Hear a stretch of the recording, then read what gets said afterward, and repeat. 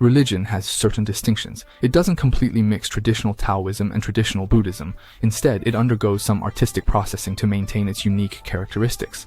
So, the examination of character foreshadowing will be limited to the gods and Buddhas in the original Journey to the West. If there are conflicts, the system of gods and Buddhas in Journey to the West will prevail. In the absence of conflicts, we will then consider their universal religious images and statuses. The author has no intention of insulting or discriminating against any legal religion's ideas and attitudes. Before we delve into the chapters and character foreshadowing of the original Journey to the West, to think about the inspiration and story progression of Black Myth, Wukong, let's look back at how predecessors continued the story of Journey to the West.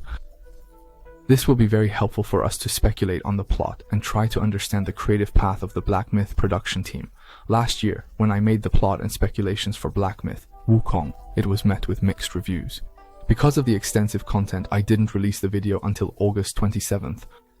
This time it's even later. However, by then, many people on Bilibili had already watched the video by the uploader Donglang. Donglang is an uploader I respect and admire very much.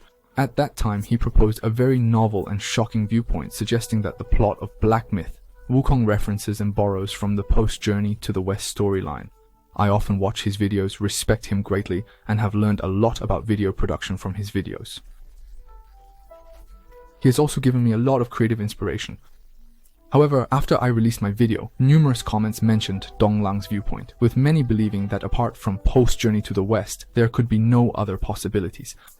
Moreover, within a week after that, I received a lot of criticism and private messages. More than half of the people told me that Donglang was right and I was wrong. This brought me a slight sense of frustration and disappointment, especially since it was my first time putting so much effort into making a video. So since everyone has this idea in mind, is Black Myth, Wukong really an interpretation or adaptation of the post-Journey to the West storyline? Here, I will briefly explain the three major narratives including post-Journey to the West to give you an overview of their plots and academic statuses. In fact, after Journey to the West became popular among the people, like most novel readers, they loved it so much that they became authors themselves and started writing sequels. This led to the emergence of three famous sequels to Journey to the West and various imitative works. First is the most acclaimed by the public, Supplement to Journey to the West, written by Ming and Qing author Dong Yue. It tells the story of Tang Sanzang and his disciples entering the mountain path transformed by the Qingyu demon. After passing through the flaming mountain, Wukong falls into the illusory world of Qingyu. Subsequently, Wukong heads west and meets the new emperor of the Tang dynasty, the 38th grandson of Emperor Taizong. This new Tang emperor appoints Tang Sanzang as the general of Killing Green. Later on, Wukong's father, Xiaoyue Wang, observes various real and illusory things in different mirrors, which ultimately results in trapping Wukong in a dream. Finally, with the call of the Void Master, Wukong wakes up from the illusion and continues his journey to the West to fetch the scriptures. The connection between Supplement to Journey to the West and the original is actually very weak. This book essentially uses characters from Journey to the West to satirize the corruption and filth of the officialdom, express hatred for national traitors, and the frustration of being unable to drive out the invaders. This book has special historical significance and background. During the late Ming dynasty, the combination of internal official corruption and external threats from the Yushans served as a stark warning to the empire. Its deep meaning, best literary talent, and greatest influence among the three major narratives earned it praise from literary giants like Lu Xun. Of course, considering the similar historical background Lu Xun was in, it is understandable. The second narrative is the post-Journey to the West I mentioned earlier, whose author is roughly known as Tianhua Kaixi, but his real name and life details are unknown. Post-Journey to the West tells the story of Sun Wukong becoming the Buddha of victorious strife, and another stone monkey, Sun Xiaosheng, appearing on Huaguo Mountain. With the help of the old ape with long arms, he trains his skills and also obtains the Rui Jinggu Bang left by Wukong. Like Wukong before him, he goes to the underworld to fight the 10 Yama kings and causes havoc in the heavenly palace. Of course, this troublemaker is somewhat similar to Wukong. Wukong disrupted the peach banquet, while Xiaosheng spoke recklessly after drinking. Later, Wukong appears, subdues Sun Xiaosheng, and advises him to take his past experiences as a lesson, giving him a golden hoop before parting. Later, Emperor Xianzong of Tang sends people to the Western Heaven to fetch the true scriptures, similar to the previous journey. The new scripture-fetching team includes the monk Tang Ban, corresponding to the former Tang Sanzang, Zhu Yiji, the son of Zhu Baji, and Shami, the disciple of Shamong. Ultimately, they also follow the same path as before. After enduring 5 years of trials, fighting demons and monsters, they finally reached Ling Mountain and obtained the scriptures.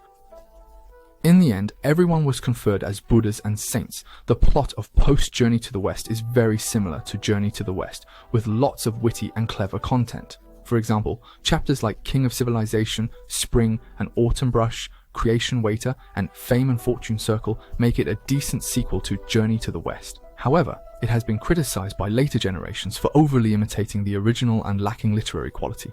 Of course, here I want to reiterate my opinion. Plot speculation is ultimately just one person's opinion. Whether it's a small, unknown content creator like me or a big content creator with hundreds of thousands or millions of followers, no matter the speculation, before the actual game product is released, all speculations cannot be falsified or verified. So the only thing I can say is that my personal hope for this game or artistic work is that it will follow a new and unique path, independent of the original. I hope it will use fresh and innovative ideas to design the plot, creating something that stands out on its own.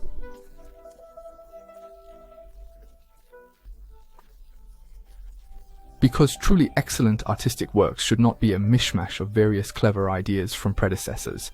Since there are so many foreshadowings in the original Journey to the West that can be explored, why use a sequel written by a different author? Although Post-Journey to the West is quite good, it is already someone else's idea. So it's not that I disagree with the possibility that Black Myth Wukong might have borrowed from Post-Journey to the West, but rather I hope and wish that the plot of Black Myth Wukong can take a path that no one has walked before, can be meticulously researched and referenced in details, and can achieve logical breakthroughs in the plot. Fortunately, this year the production team updated the statement on the official website. This statement, which aims to explore the plot and character foreshadowings under the original Journey to the West, makes me almost certain that Black Myth Wukong will not and should not be an adaptation of Post-Journey to the West. This is also the source of my motivation and the reason for continuing to make this video.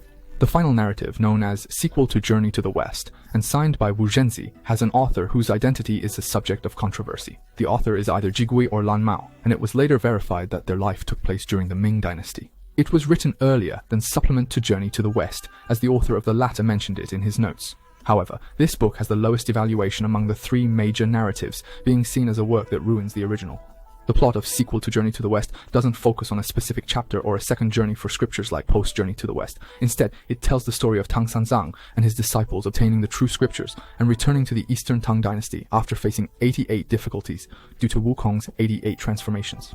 But this book's plot is dull, and its literary quality is rather rough, filled with moral preachings of Taoist scholars even denying the original Journey to the West, which meticulously shaped the characters like Sun Wukong. In today's terms, it ruins the character settings. Why do I emphasize the 3 major sequels of Journey to the West here? Because the production team of Black Myth Wukong told us that their creation is based on the story of Journey to the West. So here we can look at the problems of the 3 major narratives, and the possible warnings and guidance they provide for the plot creation of Black Myth Wukong. Of course, this is also a warning for my own plot speculation. First, the lack of popularity in Supplement to Journey to the West. Although it is rated the highest among the 3 books, it is actually the least related to Journey to the West. The author's subjective purpose is too strong, making it too literary and losing a major soul of Journey to the West. Its popularity cannot match Journey to the West, as it was given a special historical background and connotation by the author, limiting its widespread appeal. Similarly, Dream of the Red Chamber is seen differently by various groups. Scholars find it easy, Taoists see it as lustful, talented scholars find it sentimental, revolutionaries view it as anti-Manchu, and gossipers see it as palace secrets. Everyone has the opportunity to read Journey to the West and interpret it from their own unique perspective and understanding. Each reader can bring their individual experiences and viewpoints to the story, allowing for a diverse range of interpretations and insights. Just like today, everyone is watching Black Myth Wukong together. This is also the reason why Journey to the West has remained popular for hundreds of years. As Lu Xun said, great works also need to be understood by people. And no matter how many clever ideas there are, they should focus on popular expression. The insistence on popularity should be maintained in the plot of Black Myth Wukong, and this is my humble opinion. Second, the lack of originality in Post-Journey to the West. Of the 3 major narratives, Post-Journey to the West is most similar to Journey to the West in writing structure. Even the characters and plots that appear before and after can correspond one by one, and there are many clever ideas. However, it did not receive the same response as Journey to the West. its literary status and later popularity are not as good as the mid-length novel's supplement to Journey to the West, which only tells one story. The biggest reason for this is that it is too similar and too much of a copy, losing originality. In Post Journey West,